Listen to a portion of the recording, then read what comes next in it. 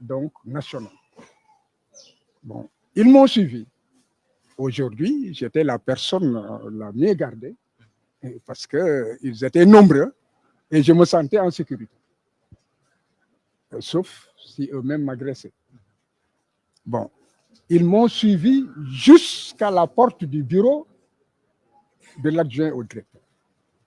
Je leur ai dit, mais entrez, il ne faut pas attendre, suivez-moi. C'est alors qu'ils se sont retirés et ils nous ont attendus donc dans la cour. À 15 heures, après avoir effectivement fait ce que je devais faire dans ce service, je suis ressorti, il était 15h09. J'ai demandé à l'huissier et au mandataire donc de me suivre pour qu'on aille voir ce que nous avait dit d'attendre. Arrivés sur les lieux, ils nous ont servi comme quoi donc le directeur n'était pas là, qu'il fallait attendre. Nous avons attendu et à un moment donné, nous avons compris que le directeur pourrait être là-bas.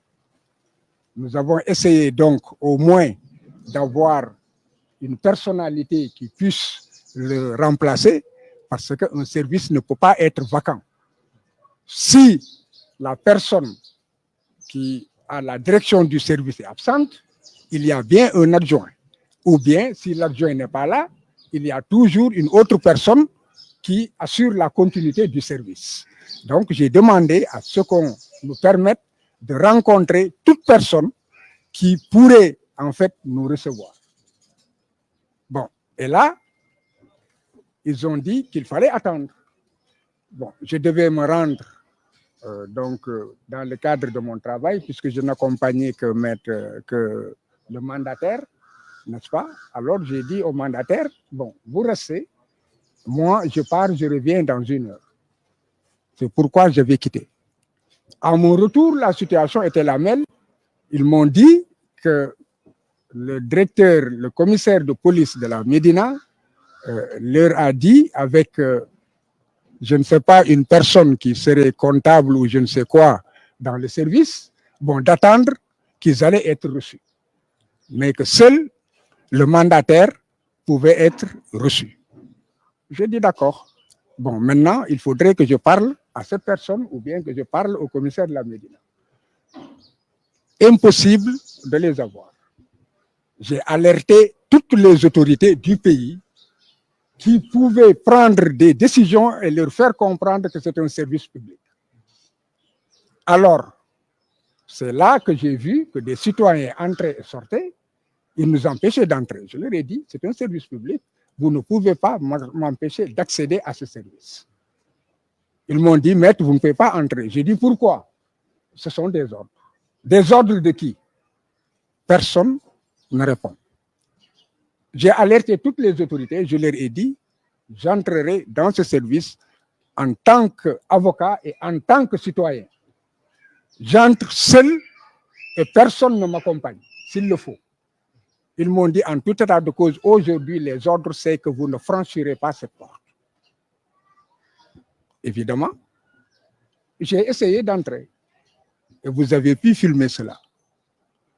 Et à la limite, ils allaient me brutaliser. Je leur ai dit maintenant, je sais que vous avez reçu des ordres.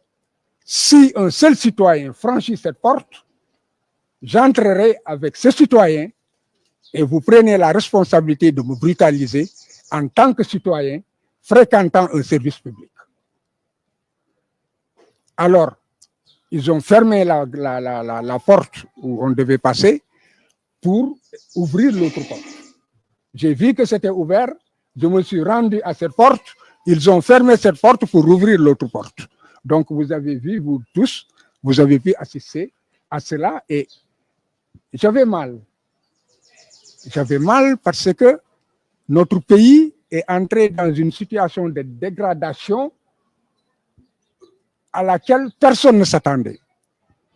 Ce qui, en fait, devait donner l'exemple de civisme, l'administration qui devrait être neutre, être un service public, est une administration sous des ordres. Des ordres qui ne sont pas occultes.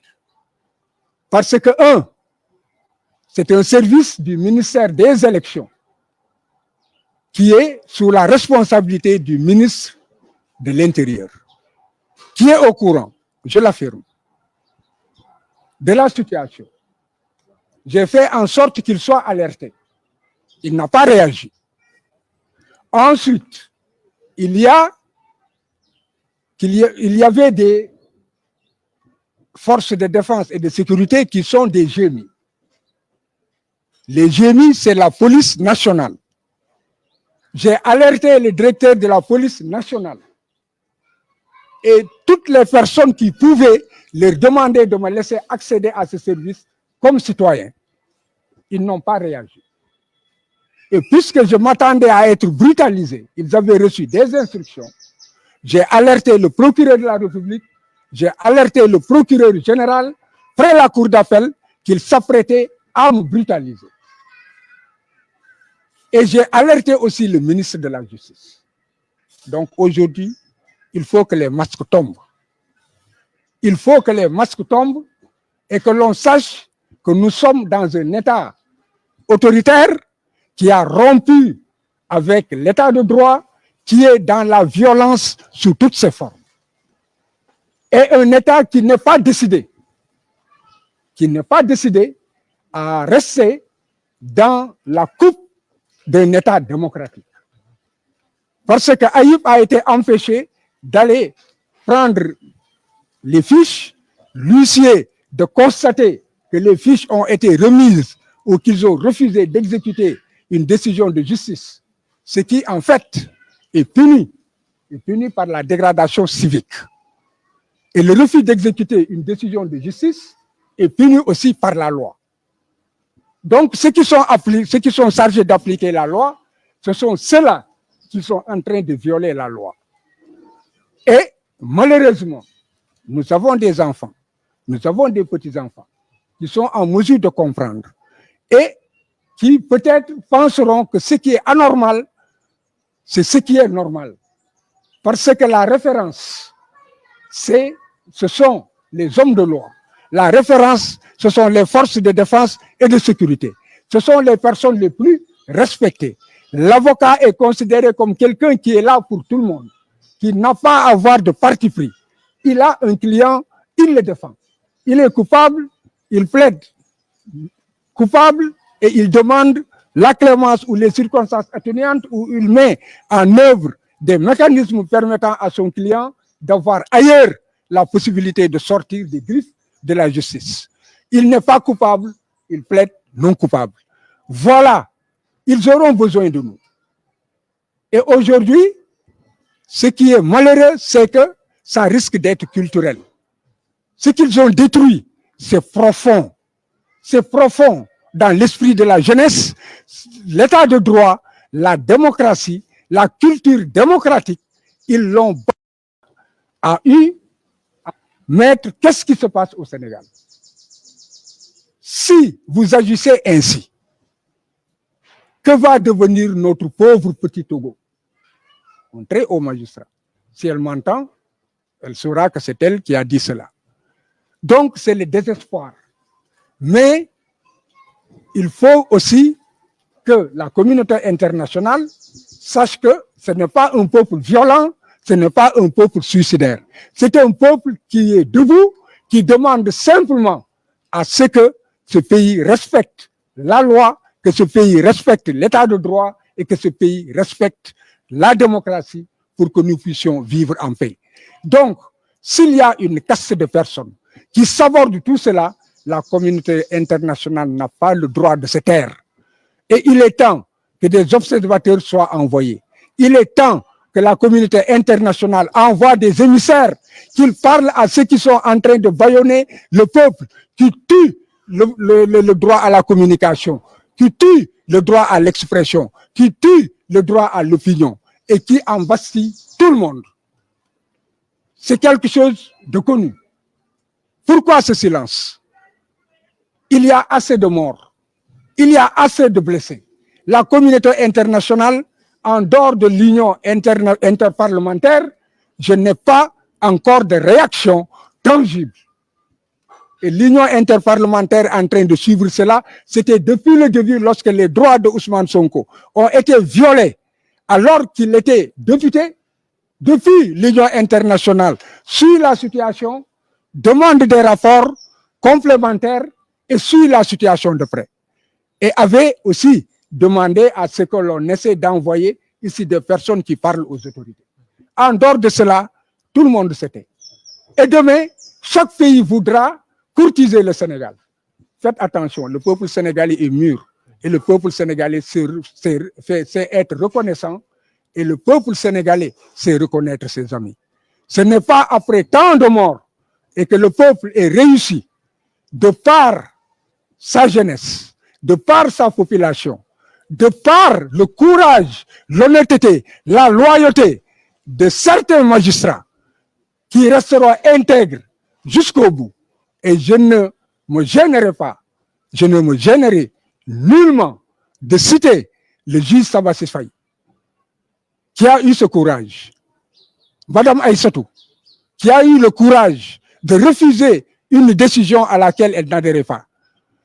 Je parlerai de Madame Mariam Gueye, qui a eu le courage de dire ce qu'il fallait dire.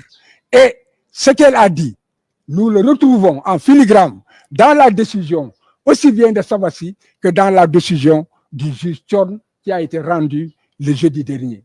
Et aussi le courage de Ousmane Diagne, le procureur général. Quant à Thion, tout le monde entier apprécie sa décision, non pas seulement parce qu'il a dit le droit, c'est une décision de haute facture, mais aussi parce qu'il a eu le courage, malgré les pressions, de dire le droit. Et c'est ce que nous attendons des juges. Quand un pouvoir est finissant, quand un régime est finissant, qu'est-ce qu'on peut attendre de ce régime? Sauvons ce pays. Aujourd'hui, que cela soit les magistrats, les avocats, les forces de défense et de sécurité, les simples citoyens, nous devons sauvegarder le minimum que nous avons eu et que nous avons conquis de haute lutte, que le peuple sénégalais a conquis de haute lutte, depuis des générations et des générations.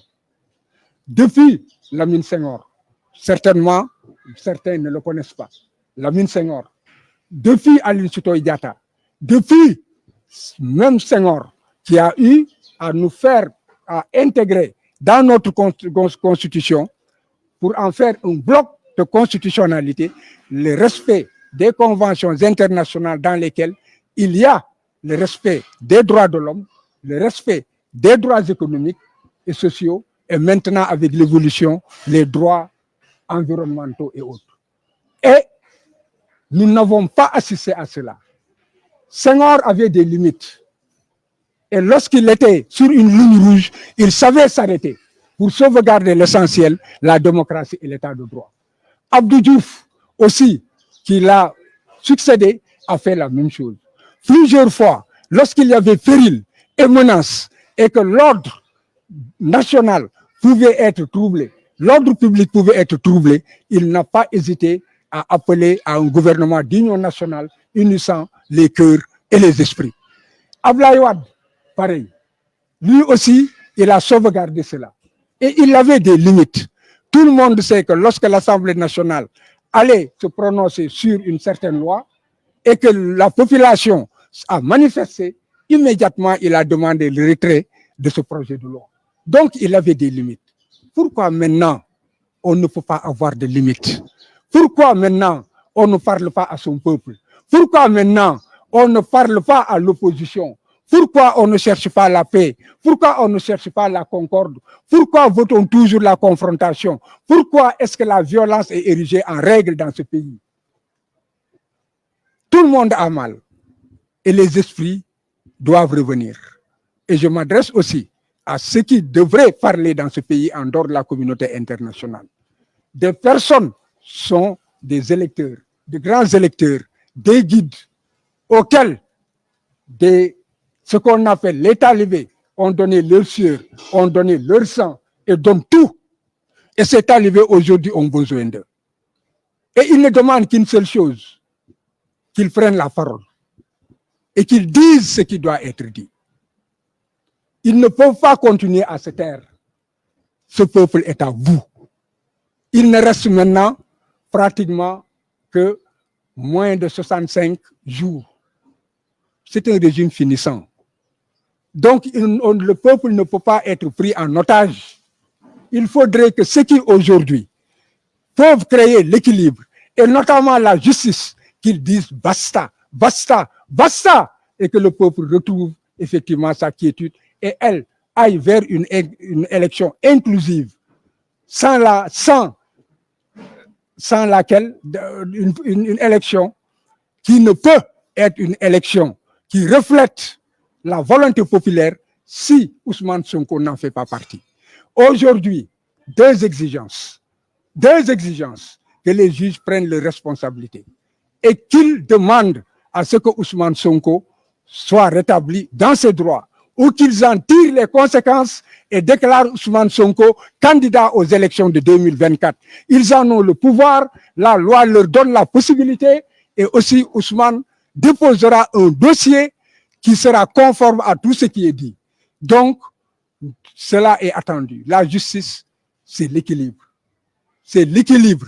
Quand une société se fissure, c'est la justice qui la recolle. Et maintenant, il se trouve que cette société est pratiquement fissurée. La justice est en train de la recoller. J'espère qu'on ne rencontrera pas sur le chemin de la justice des personnes qui, eux, créeront encore un séisme, n'est-ce pas, sur ce qui est en train de se faire. Donc, il faudrait que la justice rétablisse Ousmane dans ses droits ou en état de cause tire les conséquences de toutes ces violences, de toutes ces obstructions, pour savoir que c'est l'administration chargée de l'organisation des élections qui est responsable de tout ce qui est arrivé et que par voie de conséquence, reçoivent le dossier de Ousmane comme étant un dossier valable et les